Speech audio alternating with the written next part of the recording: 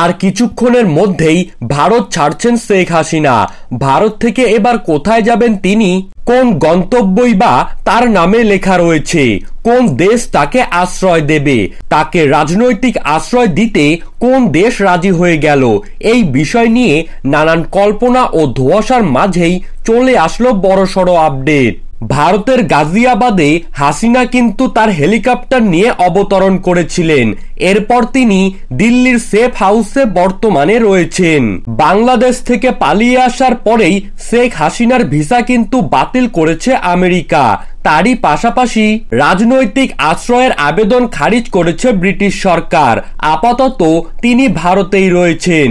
India today সূত্রের খবর, Finland এবং রাশিয়ার মতো কয়েকটি দেশের সাথে হাসিনার কথা চলছে।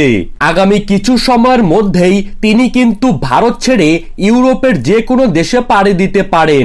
আর এমনটাই কিন্তু জানা যাচ্ছে সূত্র মারফত। সংবাদ মাধ্যম জানাচ্ছে ভারতে থাকার সময়সীমা হয়তো বাড়তে পারে। বাংলাদেশে থাকাকালীনই প্রাণহানির আশঙ্কা আগেই করেছিলেন শেখ হাসিনা। এমনকি 31শে জুলাই ঢাকায় ভারতীয় হাই কমিশনারের সঙ্গে দেখা করেন শেখ হাসিনা। ভারতীয় রাষ্ট্রদূতের সঙ্গে দেখা করে বিরোধীদের ষড়যন্ত্রের কথা তিনি জানান। সেই সময় ভারতের কাছে সাহায্যের আবেদনও করেছেন। পরিস্থিতি হাতের বাইরে চলে গেলে ভারতে যাবার কিন্তু পরামর্শ দিয়েছিলেন বিদেশ মন্ত্রক। তবে প্রতিবেশী দেশের অভ্যন্তরীণ বিষয়ে হস্তক্ষেপ করতে চায়নি ভারত। অর্থাৎ বর্তমানে কিন্তু পরিষ্কার হয়ে যাচ্ছে শেখ হাসিনা কিন্তু ভারত ছেড়ে আগামী কিছু সময়ের মধ্যেই ইউরোপের যে কোনো একটি দেশে পাড়ি দিতে চলেছে।